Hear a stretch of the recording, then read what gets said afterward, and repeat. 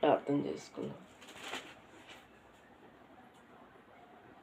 పరిశుద్ధుడా, విమోచకుడానికి పరిశుద్ధ నామమును బట్టి వందనాలు చెల్లించుకుంటున్నాను తండ్రి.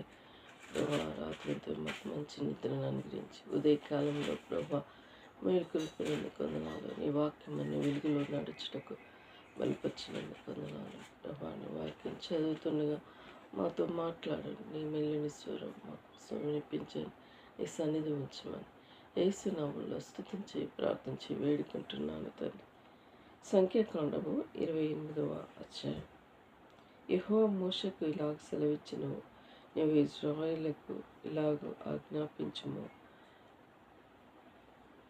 నాకు సువాసన కలుగుటకై మీరు హోమరూపములుగా నాకు అర్పించు ఆహారము నియామకంగా కాలమున నా యొద్ద తెచ్చుటకు జాగ్రత్త ఉండవలెను. మరియు నీవును వారికి ఇలా ఆజ్ఞాపించుము, మీరు యెహోవాకు నిత్యమైన దహన బలి రూపముగా ప్రతిదినము నిర్దోషమైన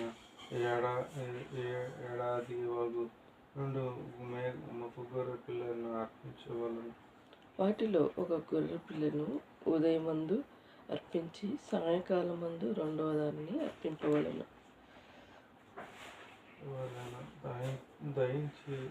దహించి చేసిన 3 పళ్ళెంలోని పావు నూనెను కలుపబడిన తుమ్మెడు పిండిలోని 10వ వంతు నైవేద్యం చేయవలెను. అది యెహోవాకు ఇంపైన సువాసన గల హోమముగా సినాయి కొండ మీద నిలిచించును. నిత్యమైన దహన బలి ఆ మొదటి గొర్రె పిల్లతో అర్పించుని మీద ప్రాణార్పణను 3 పరిశుద్ధ స్థలములో మధ్యను యెహోవాకు ప్రాణార్పణగా పూజించవలెను.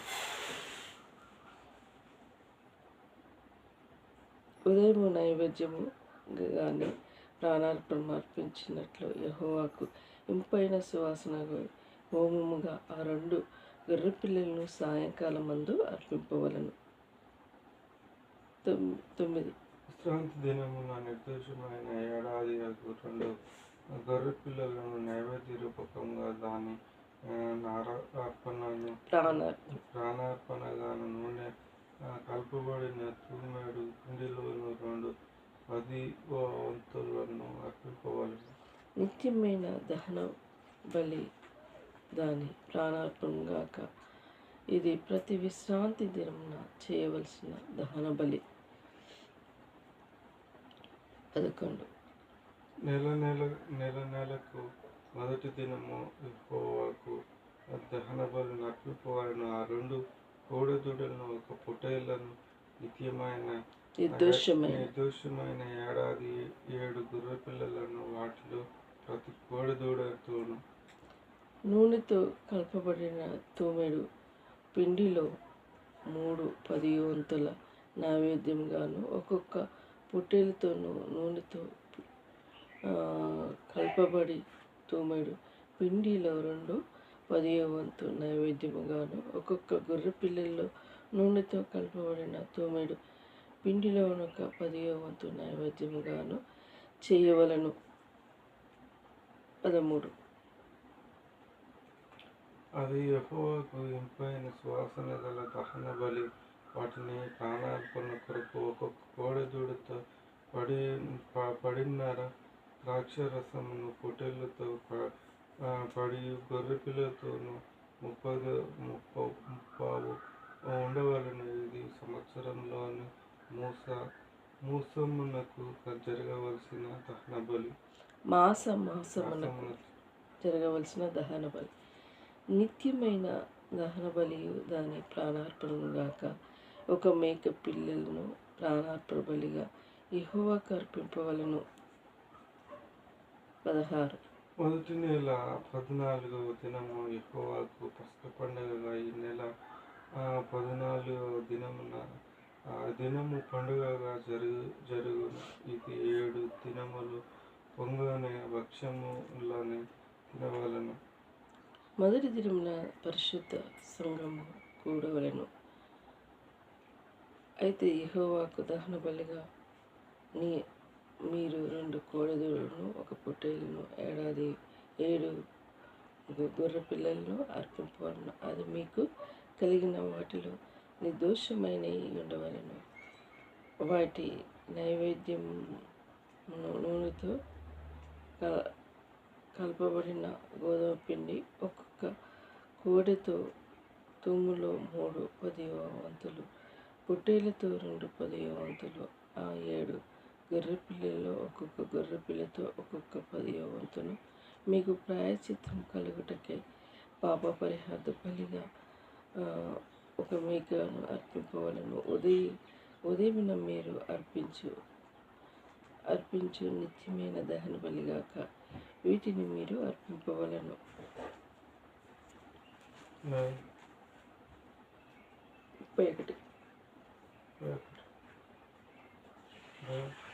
31 అట్లే ఆ 7 దినములు ప్రతి దినము యెహోవాకు ఇంపైన సువాసన గల హోమద్రవ్యమును ఆహారముగా అర్పింపాలను. నిత్యమైన దహన బలియు దాని పానార్పణము కాక దానిని అర్పింపవలను. 7 దినములు పరిశుద్ధ స్థలములో కూడవలను. ఆ దినమున మీరును జీవనోపాధి పనులేమీ చేయకూడదు. మరియు ప్రధానము ప్రథమ ఫలమును అర్పించం దినము అనగా వారము పండుగ దినమున మీరును యెహోవాకు కొత్త పండుగ నైవేద్యంగా తెచ్చినప్పుడు మీరు పరిశుద్ధ సంఘముగా కూడవలను. నాడు మీరును జీవనోపాధి అయిన పనులేమీ చేయకూడదు. యెహోవాకు ఇంపైన సువాసన గల దహనబలి మీరును 2 కోడెదూడలను, ఆ పొట్టేళ్లను, ఏడాది 7 మగ గొర్రె పిల్లలను వాటి నైవేద్యంగా ప్రతి కోడెదూడితోనూ నూనెతోనూ కప్పబడిన తూమెడు పిండిలోను 3 10వ వంతు, ప్రతి పొట్టేళ్లను 2 10వ వంతును, ఆ 7 మేక పిల్లలు ఒక్కొక్క పిల్లతో ఒక్కొక్క 10వ వంతును మీ నిమిత్తము ప్రాయశ్చిత్తం చేయబడుటకై 1 మేకపిల్లను అర్పించవలను.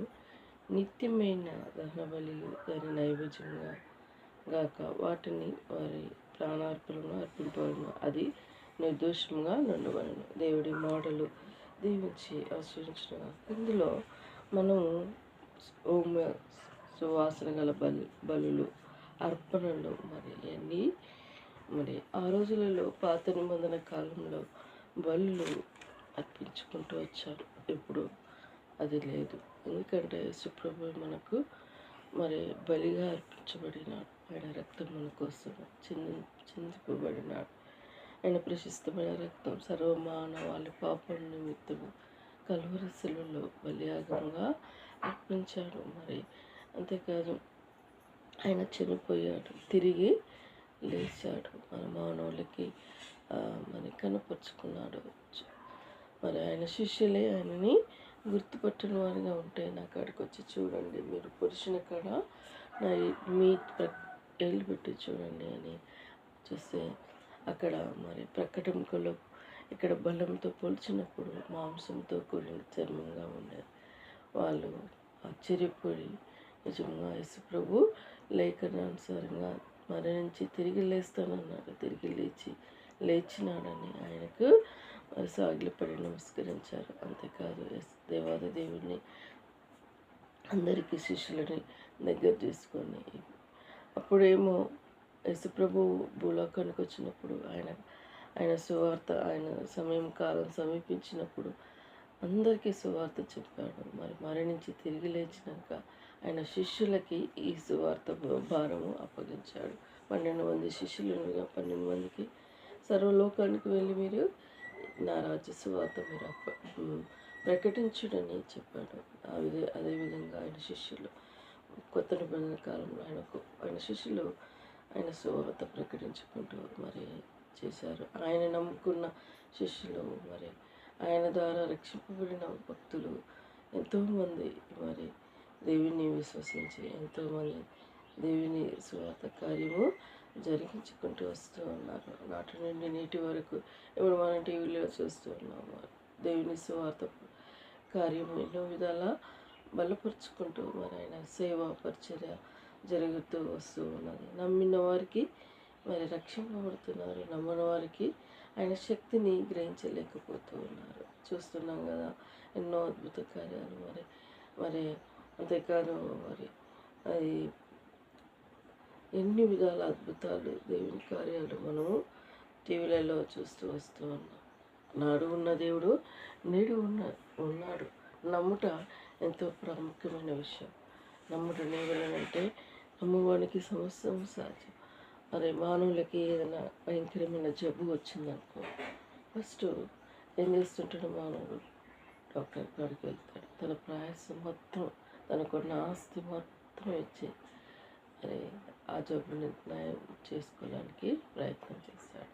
ఇక డాక్టర్ ప్రయత్నం అంతా అయిపోయినాక జబ్బు నయం కాకుండా ఉంటే డాక్టర్ ఏమని చెప్తారు? బ్రతికిన్ని రోజులు బ్రతుకుతాం, మేము చేసే ప్రయత్నం చేసినామని అంటూ ఉంటాం. సో ఆ వ్యక్తి ఇక ఒకటే గురువు ఉంటుంది, చనిపోవడం బ్రతికినందుకు.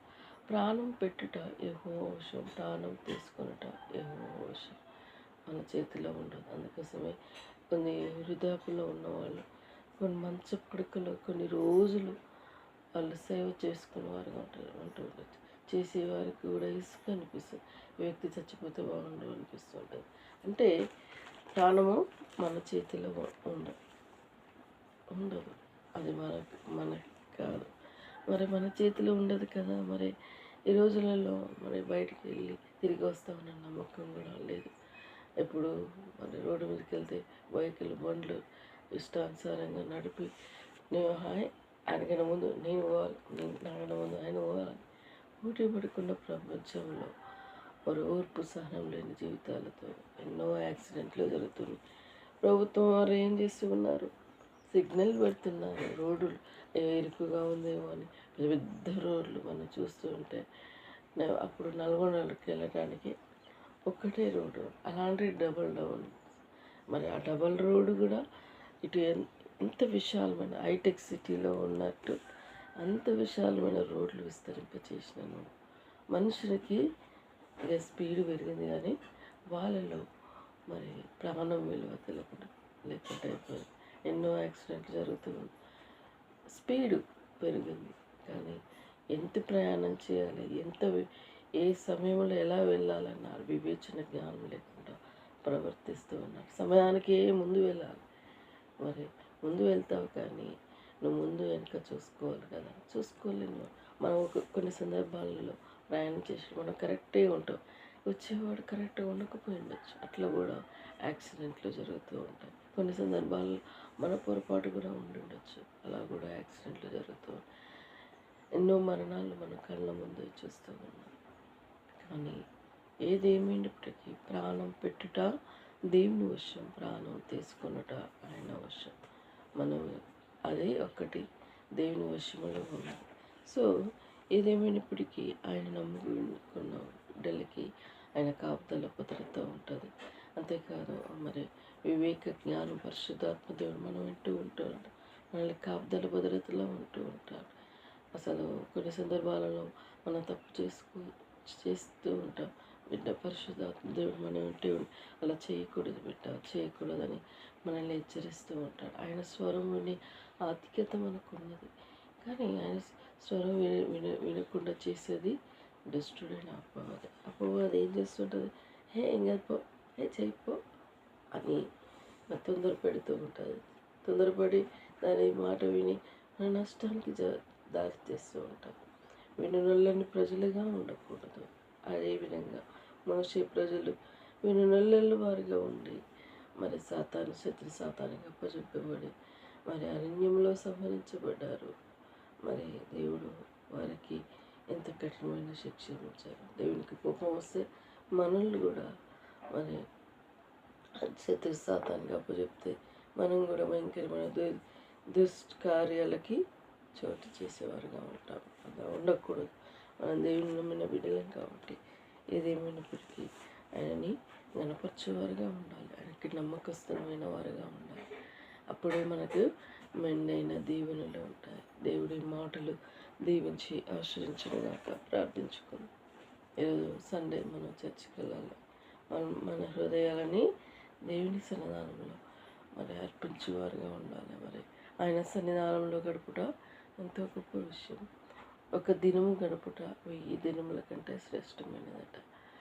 ఇల్లొక రీతిగా దేవుని ఎరిగిన ప్రజలు ఏం చేస్తారు? వారు మొరకే దేవతలకి ఎన్నో బలులు అర్పిస్తూ ఉంటారు. మన దేవుడు బలులు కోరలేదు, మన హృదయాన్ని కోరాడు. ఈ హృదయము ఆయనకు ఆలయమే ఉన్నది. ఆ ఆలయము ఎంతో ప్రశస్తమైనది.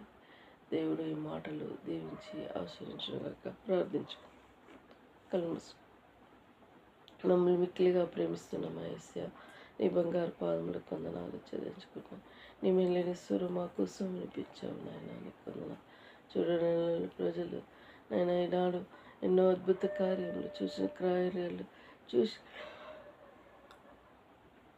చూసినను నేను విననొల్లని ప్రజలు, అవిశ్వాసాలు, అంధకారమైన ప్రజల మధ్య నాయన నువ్వు జీవించావు, మేము కూడా జీవించుకుంటూ వస్తున్నాం. తండ్రి నీకు వందనాలు. అయా మన జ్ఞాపకం తీసుకొని ఈరోజు పరిశుద్ధ జనం నీ ఇంటికి వెళ్ళాలి. మమ్మల్ని మా హృదయాలను సిద్ధపరచాలి నాయన. ముఖ్యంగా ప్రార్థిస్తున్నాను. ఆకాశ వైఖరిని నువ్వు గుర్తిరిగిన దేవుడు ప్రభా, పట్టజనాలని దీవెనలతో నీ దీవెనలతో నింపు నాయన. సమృద్ధి అయిన వర్షంలో అనుగ్రహించమని ప్రార్థిస్తున్నాను. తండ్రి నీకు వందనాలు. జ్ఞాపకం తీసుకొని దగ్గరనైనా మేము కూడా పొలము అంతా నాటుబడి చేసుకునే కృపను మాకు అనుగ్రహించాలి. నాన్నని జ్ఞాపకం చేసుకో దేవా. మా విషయమే వాళ్ళు విసిగిపోయిన వారుగా ఉండకుండా సహాయపడండి దేవా. మా భవిష్యత్తు నీ చిత్తమే జరిగించండి. తమిళ విషయంలో ముఖ్యంగా ప్రార్థిస్తున్నాను. జాబ్ మార్గం సరళపరచండి. నీ చిత్తం ఇందులో నిలబడతావు. నీ చిత్తం బయలుపరచు నాయన. సహాయపడి నేను ఘనత తెచ్చుకోదేవా. తన విషయమే నీ సాక్ష్యం చెప్పుకునే బిడ్డగా నన్ను దీవించమని మీ పాద సన్నిధిలో వినిపించుకుంటున్నాను. తన భవిష్యత్తు విషయంలో, మ్యారేజ్ విషయంలో మార్గం సరళపరచని. యెహోవా యందు భయభక్తులు గలవారు, నీ చిత్త ఏర్పాట్లో ఉన్నవారిని ఈ గృహానికి నడిపించమని వినిపించుకుంటున్నాను. తండ్రి నా విషయంలో కూడా నీ పాదాల సన్నిధిలో వినిపించుకుంటున్నాను. నా గృహానికి సిద్ధపడుతున్నాను. ప్రభావ నీ చిత్తం నా ఇల్లు జరిగించండి. నన్ను నేను మోటివేషన్తో ముందుకెళ్ళటకు బలపరచండి. ఇంకా 3 బుక్స్ తీసుకోవాలి. విషయంలో సహాయపడండి దేవా. మార్గం సరళపరిచి సహాయపడమని ప్రార్థిస్తున్నాను. ధైర్యంలో ప్రార్థించుకుంటున్నాను. నిరంతరం జ్ఞాపకం చేసుకుని బ్రెడర్ విషయంలో, జాబ్ విషయంలో ప్రభా, మామయ్య రాజేశ్వర సార్ విషయంలో ప్రభా ప్రార్థిస్తున్నాను. గైడ్ వంటి ద్వారా బిడ్డకు మేలు పొందే కృపను మార్గం సరళపరచండి. దేవుడిగా వినిపించుకుంటున్నాను ప్రభా. నీ పాదాల సన్నిధిలో తన విషయంలో మీరు అనుగ్రహించండి దేవా. స్థిరత కలిగి జీవించే కుమార్తెగా సిద్ధపరచు. దానిలో ఆ బిడ్డను స్థిరపరచమని ప్రార్థిస్తున్నాను దేవా. ఇది అని వెళ్తున్నారు, కానీ ఏది నిశ్చితమో అది నిశ్చితంలో ఉంటే స్థిరత కలిగి ఉండగలుగుతారు. నమ్మక విశ్వాస బిడ్డకు దయచే చంచలత్వంగా ఎన్నో విధాల ఎవరు చెప్తే వారు ఇలా ప్రవర్తిస్తూ ఉంటుంది. తనకంటూ ఓకే దేవా మార్గం సరళపరుస్తున్నా, కానీ ఎందులో ఒక దాంట్లో స్థిరత కలిగి ఉండాలన్న ఆలోచన బిడ్డకు లేదు ప్రభా. జ్ఞాపకం చేసుకొని స్థిరత్వంతో బిడ్డను స్థిరపరిచి బలపరిచి దేవా. గవర్నమెంట్కి ఆ బిడ్డని ఎన్నిక చేయమని ప్రార్థిస్తున్నాను. ఆ విషయంలో సారు వాళ్ళు స్పందించి మాట్లాడే సమయం కేటాయించమని కోరుకుంటున్నాను దేవా. నీ విన్నపము మా విన్నపము ఆలకించమని విజ్ఞాపన చేస్తున్నాను తండ్రి. ఇంకా ప్రార్థిస్తున్నాను చంచల విషయంలో, కుటుంబంలో బిడ్డకి ఫైనాన్షియల్ ప్రాబ్లం, జాబ్ మధ్య తలబడి కృపను దయచేయండి. బిడ్డల భవిష్యత్తు పెద్దడు స్కూల్కి వెళ్తుండగా భయభక్తులు కలిగి జీవించే కుమారుడిగా, విద్య బోధల్లో జ్ఞానం కలిగి జీవించే కుమారుడిగా పెద్దోడు చిన్నని దీవించి ఆశ్రయించండి. సరిగా చిక్కబెట్టే శోధనండి ప్రతి కీడు నుండి బిడ్డల్ని కాపాడి నడిపించి ఆశీర్వదించమని ప్రార్థిస్తున్నాను. ఇలా నా కుటుంబాన్ని నీ అప్పచెప్పుకున్నాను యేసయ్య. నా భవిష్యత్తు విషయంలో మార్గం సరళపరచని మ్యారేజేషన్లో మా ఇద్దరి లైఫ్ సెటిల్ అవుటకు కృప దయచేయని కోరుకుంటూ అంధకార శక్తుల సంపూర్ణ విడుదల దయచేయండి. ఇంతవరకు చేసి వస్తున్న మేలులన్నిటిని బట్టి స్థుతిస్తున్నాం. మేము కూడా రోడ్డు మీద నాయన ఇల్లు కట్టుకునే కృపను కూడా అనుగ్రహించండి. ఆ ల్యాండ్ పైసలు వస్తే అక్కడ కట్టుకునే భాగ్యంను మాకు అనుగ్రహించండి. దేవానికి వందనాలు చెల్లిస్తున్నాను. ఇంకా ప్రార్థిస్తున్నాను దేవా, మరి నల్గొండ జిల్లా నార్కట్పల్లి ప్రాంతాన్ని అధికారులని స్వాధీనంలో ఉంచుకోండి ప్రభా. రేవంత్ గారి పరిపాలన విషయంలో జ్ఞాపకండి. ఒకరొకరు విమర్శించుకోవడం కాదు ప్రభా, ప్రజలకు సేవ చేసి అదే గొప్ప విషయం ప్రభా. నువ్వు ఇది చేసినావు, ఆయన అది చేసిండు, ఇంత నష్టం జరిగింది, ఇంత తప్పు జరిగిందని వాళ్ళు విమర్శించుకుంటున్నారు. ఏసయ్య జ్ఞాపకం చేసుకోండి. దేవుడిగా వారికి నిలబెట్టారు కదా, వారికి ప్రజలకు మేలు చేయాలని ఆలోచన వారికి దయచేయమని ప్రార్థిస్తున్నాను. దగ్గరలైనా ఇంతవరకు చేసిన మేలుని పెట్టంగనాను నైనా. మరి ఇంకా సంఘం విశ్వాసుల కోసం ప్రార్థిస్తున్నాను. అందరి సరిహద్దులు విశాలపరచండి. సంఘంలో నూతన ఆత్మలను నడిపించండి. సంఘం ఎంతో విశాలంగా ఉన్నది, కానీ ఆత్మలు తక్కువగా ఉన్నారు ప్రభా. నైనా మరి మందిరము నైనా ఆ ఖాళీ ప్లేస్ అన్ని ఫిలప్ చేయుటకు నీ కృప దయచేయండి దేవా. నీ సంకల్పంలో పిలువబడిన వారు నీ మందిరానికి వచ్చుటకు కృప దయచేయండి ప్రభు. కూడా జరిగించే పరిచయం నీరు కట్టి చేయండి నైనా. మరి దేవా, హెబ్రోన్ ద్వారా జరుగుతున్న పచ్చిపరిచయం నీరు కట్టి ఫలింపచేయండి నైనా. మన దయస్సును ఇంకా అక్కడ వెళ్ళిన సేవకుడి కోసం ప్రార్థిస్తున్నాను. తనకున్న అనారోగ్య స్థితి పరిస్థితి మరి ఆరోగ్యం పరిపూర్ణం చేయండి. మెడిసిన్ ద్వారా మరి ఆపరేషన్ చేసేది ఉంటే ప్రభు మార్గం సరళపరచండి. నీ చల్లని చెప్పు మరి ప్రేమించండి. వారి సేవ పరిచయం కూడా నీరు కట్టి ఫలింపచేయండి. ఇలా దేవా, నీ హెబ్రోన్ ద్వారా జరుగుతున్న పరిచయం ప్రభులో బతపరుచుకొని ప్రార్థిస్తాం. ఇంతవరకు చేసిన మేలులన్నిటిని బట్టి వందనాలు చెల్లించుకుంటాం. నా ఫ్రెండ్స్ని, నాకంటూ పరిచయమైన వారిని, రక్షణ లేక చీకట్లో బ్రతుకుతున్న వారందరి కోసం ప్రార్థిస్తున్నాను యేసయ్య. నా అమ్మ వాళ్ళ అక్క చెల్లెలకి, అన్నదమ్ములకి, నాన్న వాళ్ళ రక్తములకి దేవా, ఈ పాదాల సన్నిధిలో వినిపించుకుంటున్నాను. రక్షణ ఆనందం పరిపూర్ణం చేయండి దేవా. రక్షించమని, నేను నమ్ముకున్న భాగ్యాన్ని వారికి దయచేయమని వినిపించుకుంటున్నాను యేసయ్య. ప్రసాద్ మామ కోసం ప్రార్థిస్తున్నాను. హాస్పిటల్కి వెళ్ళాడు ప్రభా, బైపాస్ సర్జరీ అటు ప్రభా. ఆనాడు నేను ప్రార్థించాను, ప్రాణాపాయ స్థితిలో ఉన్నాను. ప్రార్థించినప్పుడు ప్రభా ప్రాణం కాపాడు. ఇప్పుడు కూడా బైపాస్ సర్జరీ అటు ప్రభా, బిడ్డని జ్ఞాపకం చేసుకో, ఆయుష్ను పొడిగించండి. సర్జరీలో తోడుగా ఉన్నాను. నీ ఆరోగ్యం పరిపూర్ణమైన కృపను బిడ్డకు దయచు అయ్యా. తోడుగా ఉండి నడిపించు.